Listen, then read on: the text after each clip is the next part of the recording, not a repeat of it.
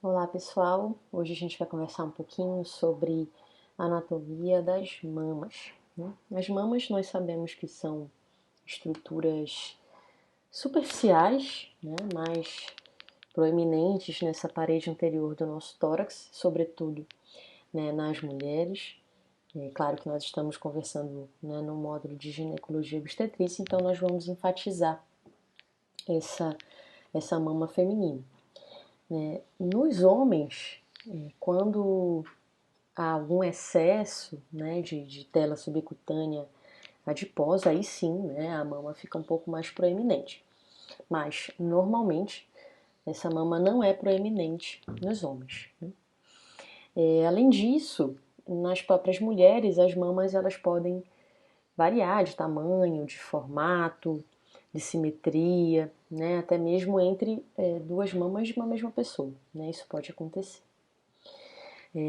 Muitas vezes, isso na anatomia mais superficial das mamas, né, olhando superficialmente, na gestação, a gente pode observar que as mamas, os vasos sanguíneos das mamas ficam até mais proeminentes, né? Isso especialmente durante a gestação.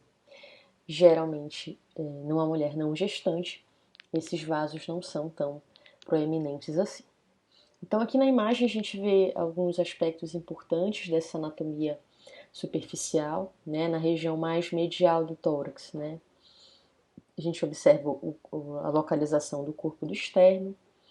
Aqui o sulco intermamário, que é um sulco que divide as duas mamas, e aqui marcado em X a gente tem o local onde está o nosso processo tifoide.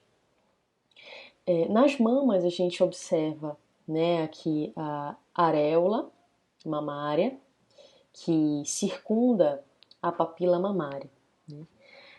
A papila ela é um pouquinho mais elevada, né? Ela é uma estrutura circular, e toda a areola, a coloração depende muito da cor da pele, né? Então, em pessoas mais tem uma coloração de pele um pouco mais escura, né? Os fototipos 4, 5, 6 tendem a ter uma areola mais escura também, né?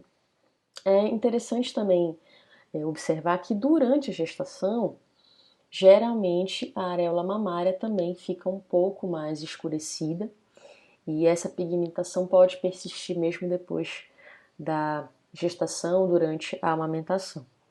A gente observa aqui na areola, a gente tem algumas aberturas papulares, algumas pequenas elevações que são elevações das glândulas areolares. Essas glândulas areolares são glândulas sebáceas nessa pele da areola. Muitas vezes a gente pode ter uma retração das papilas mamárias, né, que é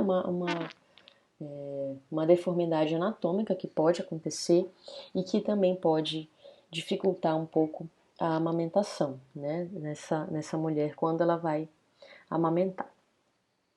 É importante também observar as outras estruturas, né, que a gente vê o processo axilar, aqui a prega axilar anterior. Também observamos, né, que nesse caso específico, né, nessa mama específica, a gente tem aqui um mamilo supranumerário, né, que a gente chama de politelia. E aqui embaixo, também na anatomia de superfície, a gente tem o sulco inframamário. Aqui eu trouxe também para vocês a divisão em quadrantes, né, da mama. Não aqui como a gente viu uma mama direita, aqui nós também temos uma mama direita. E observamos essa divisão em quadrantes, né? Então aqui a gente observa o processo axilar e a divisão em dois quadrantes superiores, dois quadrantes inferiores, sendo denominados superior medial, inferior lateral e superior lateral. Essa divisão em quadrantes é muito importante na clínica, principalmente na localização de cistos, tumores, nódulos nas mamas. Então aqui a gente tem até uma porcentagem, né? 60% dos tumores de mama estão localizados no quadrante superior lateral né, provavelmente causado pela vascularização dessa região e também pela irrigação, né, pela vascularização, pela drenagem venosa e pela irrigação linfática.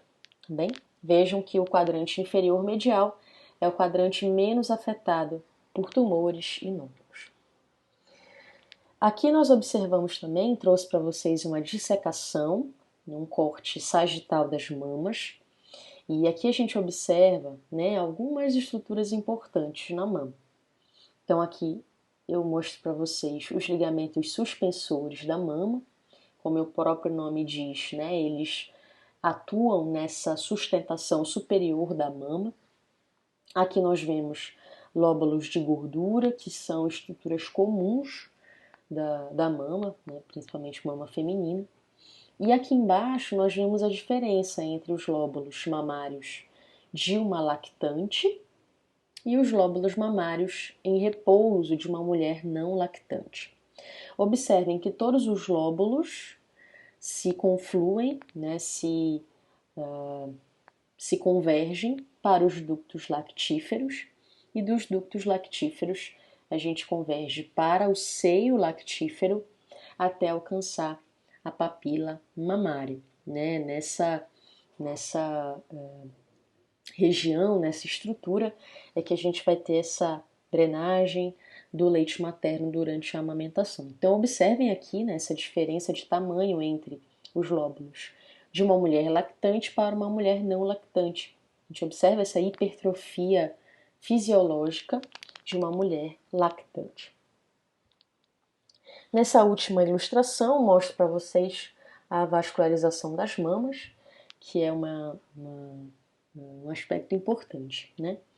Então, aqui acima a gente vê a vascularização arterial e aqui embaixo a gente vê a drenagem venosa.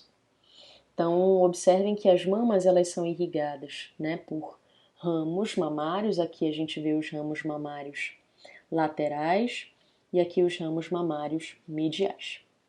Os ramos mamários laterais, eles podem ter duas origens.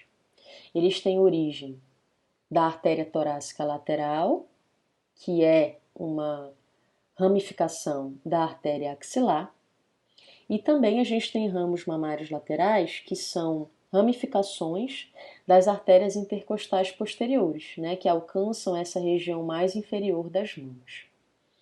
Já os ramos mamários mediais, eles têm origem basicamente na artéria torácica interna, com os seus ramos perfurantes. Assim, nós temos a irrigação arterial das mamas. Em relação à drenagem venosa, a gente também tem as veias mamárias laterais, e aqui as veias mamárias mediais. As veias mamárias laterais, elas drenam para a veia torácica lateral e para a veia axilar. As veias mamárias mediais, elas drenam para a veia torácica interna e a veia torácica interna alcança a veia subclávia aqui em cima, né? Aqui nesse ponto onde eu estou apontando para vocês. Então, são esses os aspectos que nós conversamos hoje sobre a anatomia das mamas. Qualquer dúvida, a gente tira no encontro ao vivo. Até mais.